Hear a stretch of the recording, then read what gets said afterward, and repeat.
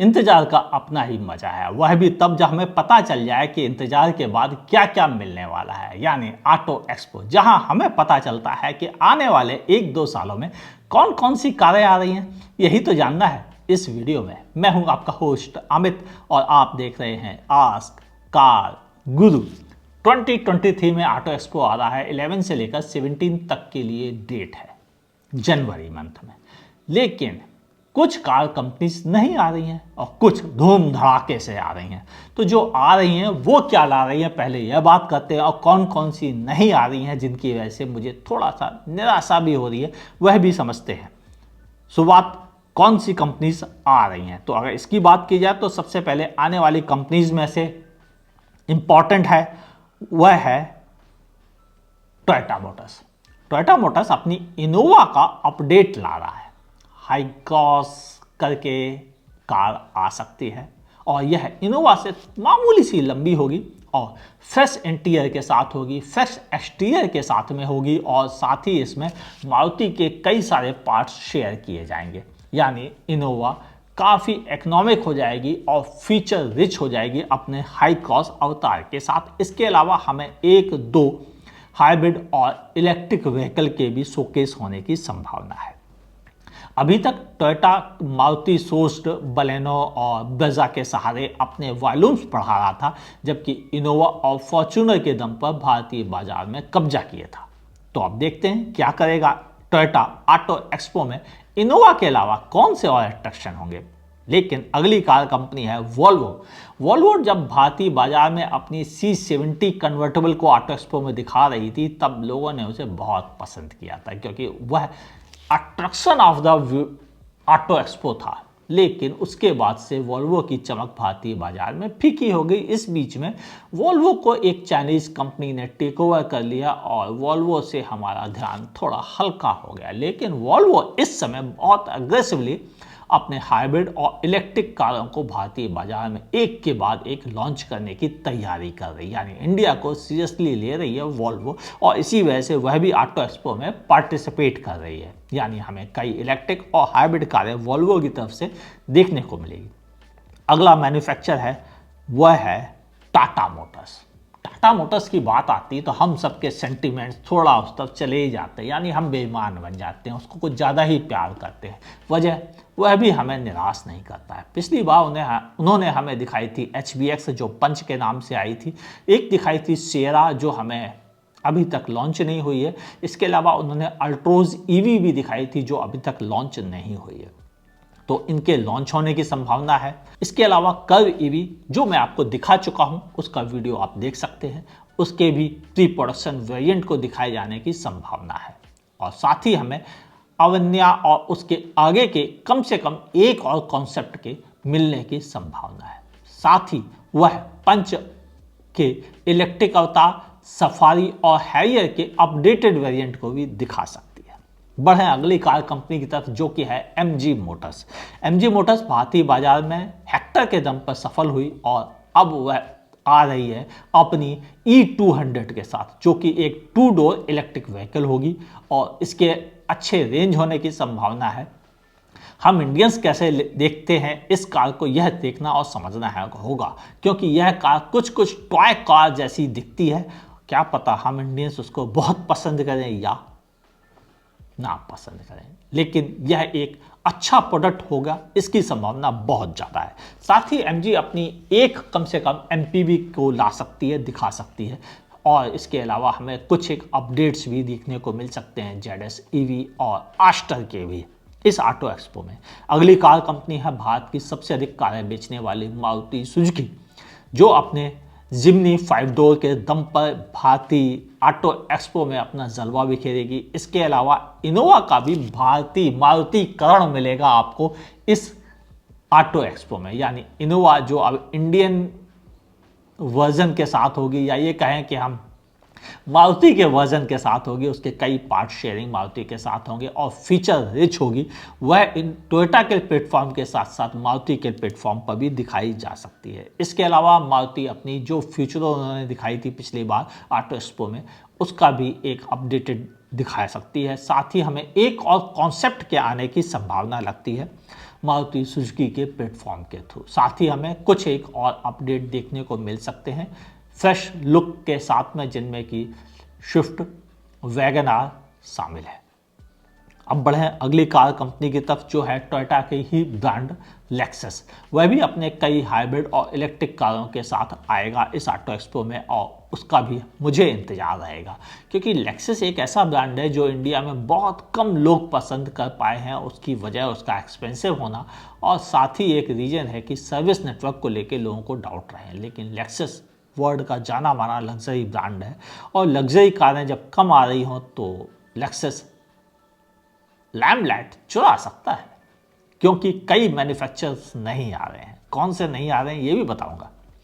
किया मोटर्स, हाँ, किया इंडिया भारतीय बाजार में अपने सेल्टॉस, सोनेट दोनों के अपडेट दिखा सकती है।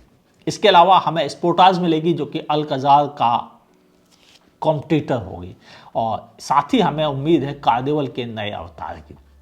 यानी किया के पिटारे में भी बहुत कुछ होगा हमें दिखाने के लिए। साथ ही हो सकता है कि किया हमें एक छोटी मिनी एसयूवी भी दिखा सके सोनेट के दर्जे के आसपास, तो हमें उसका भी इंतजार रहेगा। अगली कार कंपनी है होंडा।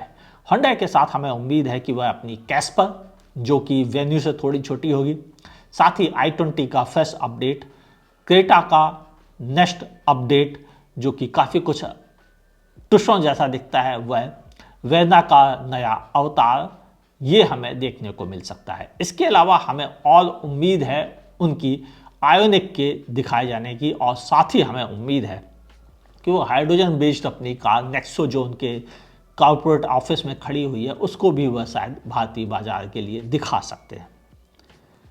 ये तो था होंडा की तरफ से बहुत कुछ भारतीय बाजार में दिखाने के लिए। एक और मैन्युफैक्चर है जो पहली बार ऑटो एक्सपो में शामिल हो रहा है, वह है BYD। BYD ने अभी हाल में ऑटो 3 दिखाई थी। अगर आपसे मिस हो गई हो तो ऊपर बटन पर क्लिक करके देख सकते हैं कि वह देखने में कैसी है। वह अपनी कई बॉर्न ईवी को लेकर आ सकता है, यानी कम से कम 3 कारें और दिखाई जाएंगी इस ऑटो 3 के अलावा। और साथ ही हमें देखने को मिल सकता है जो EV6 है उनका, उसका भी एक अपडेट, जो इंटरनेशनल मार्केट में शायद तैयार हो गया है, तो हमें उम्मीद है कि भारतीय बाजार में भी वह उसे दिखाएंगे। लेकिन कौन कौन नहीं आ रहा है, तो यहाँ बात की जाए, निसान इस बार भी नहीं आ रहा है। पिछले 3 साल 3 ऑटो एक्सपो से नहीं आ रहा है। रेनो पिछले ऑटो एक्सपो में था, लेकिन इस बार नहीं आ रहा है। मिनी, जो कि BMW का ही एक छोटा ब्रांड है, साथ का ब्रांड है, वह भी नहीं आ रहा है, क्योंकि BMW भी नहीं आ रहा है। यानी हमें BMW की शानदार रेसिंग और स्पोर्ट्स वाली कारें देखने को नहीं मिलेंगी। साथ ही मर्सिडीज भी नहीं आ रहा है। सभी लग्जरी कार मैन्युफैक्चरर्स इस ऑटो एक्सपो में पार्टिसिपेट नहीं कर रहे हैं। मर्सिडीज नहीं आ रहा है, तो फिर उसका कॉम्पिटिटर ऑडी भी नहीं आ रहा है, और ऑडी के साथ साथ पूरा फॉक्सवैगन ग्रुप नहीं आ रहा है। यानी फॉक्सवैगन, स्कोडा और ऑडी तीनों ही नहीं आ रहे हैं। अब बचा क्या?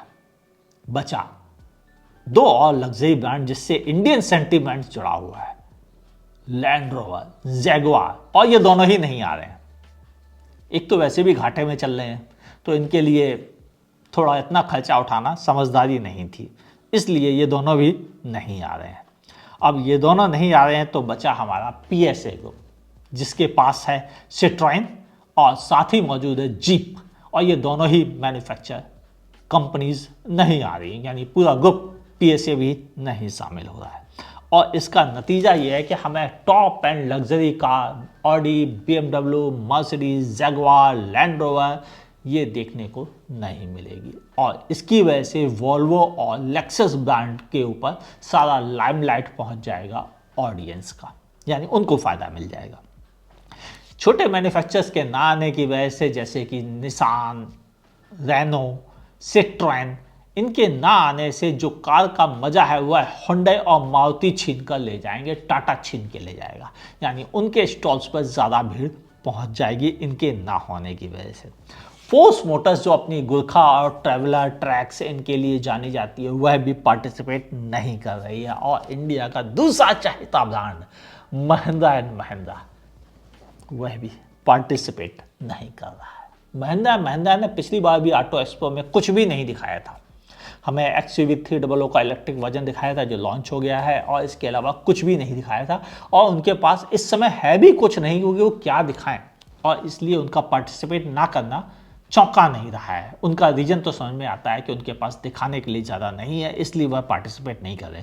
लेकिन बाकी मैन्युफैक्चरर पार्टिसिपेट नहीं कर रहे, उसका रीजन है इतने महंगे स्टॉल्स हैं ऑटो एक्सपो के, करोड़ों रुपए लग जाते हैं कि लोगों के लिए वहाँ पार्टिसिपेट करना कंपनीज के लिए भी बड़ा दुखदायी हो जाता है और एक्सपेंसिव हो जाता है। वो भी तब जब ये सारे मैन्युफैक्चरर इंटरनेशनली होने वाले सभी एक्सपोज में पार्टिसिपेट करते हैं, क्योंकि वहाँ का खर्चा इंडिया के खर्चे से कम होता है। आपको जानकर ताजुब हुआ ना, लेकिन सच्चाई यही है। कई ऐसे एक्सपो डेट्रॉइट या लॉस एंजलिस या पेरिस मोटर शो को छोड़ दें तो बाकी सभी जगह, जिनेवा मोटर शो को छोड़ दें तो बाकी सभी जगह इतना खर्चा नहीं होता जितना दिल्ली ऑटो एक्सपो में होता है। और इन एक्सपो की वजह से, एक्सपेंसिव होने की वजह से, ये मैन्युफैक्चरर पार्टिसिपेट नहीं कर पा रहे हैं। ऑर्गेनाइजर को चाहिए, जो कि एक्चुअल में इन मैन्युफैक्चरर का ग्रुप ही है एक्चुअल में, सियाम, उसको चाहिए कि वह थोड़ा सा अलग ढंग से प्लान करे, ताकि इंडियन कंज्यूमर्स और व्यूअर्स का ऑटो एक्सपो से भरोसा न टूट जाए और उस पर फुटफॉल बना रहे। इसके लिए जरूरी है कि अधिकतर मैन्युफैक्चरर पार्टिसिपेट करें, और उसका तरीका है ज़्यादा बड़े स्टॉल्स लोगों को ना दिए जाएं, ज़्यादा छोटे स्टॉल्स भी लोगों को ना दिया जाए, और बीच के स्टॉल्स बनाकर उनकी कीमत कम रख के ज़्यादा से ज़्यादा मैन्युफैक्चरर्स को अट्रैक्ट किया जाए। क्योंकि जिनके पास ज़्यादा पैसा है वो बड़े बड़े स्टॉल्स ले लेते हैं, और उसके बाद फिर छोटे स्टॉल्स की तरफ अट्रैक्शन ख़त्म हो जाता है। नतीजा यह हो जाता है कि ब्रांड्स को वहाँ पर ROI नहीं मिलता है, रिटर्न ऑन इन्वेस्टमेंट नहीं मिलता है, जिसकी वजह से उनके लिए सारा मजा किरकिरा हो जाता है। उम्मीद है सियाम इस बात सोचेगी और अगले ऑटो एक्सपो, जो कि शायद 25 में होगा, पता नहीं, उसमें ये गलतियां सुधारेगी, ताकि ज़्यादा मैन्युफैक्चरर पार्टिसिपेट करें, और उसी से ऑटो एक्सपो की क्रेडिबिलिटी भी बढ़ेगी, फुटफॉल भी बढ़ेगा, और साथ ही साथ ब्रांड वैल्यू भी ऑटो एक्सपो की बढ़ जाएगी।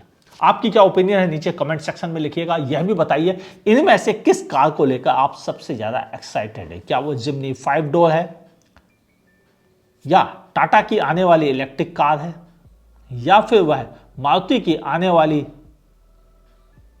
इलेक्ट्रिक व्हीकल है, या होंडा के आने वाली कैस्पर और क्रेटा का अपडेट है, या टोयोटा की इनोवा हाई क्रॉस है। लिखिएगा नीचे कमेंट सेक्शन में। फेसबुक पे देख रहे तो मेरे पेज को लाइक कीजिए, फॉलो करना ना भूलिए। यूट्यूब पे देख रहे तो मेरे चैनल को सब्सक्राइब कीजिए, बगल में दी हुई नोटिफिकेशन बेल दबाना ना भूलिएगा। मुलाकात होगी अगले वीडियो में, देखते रहिए आस्क कार गुरु।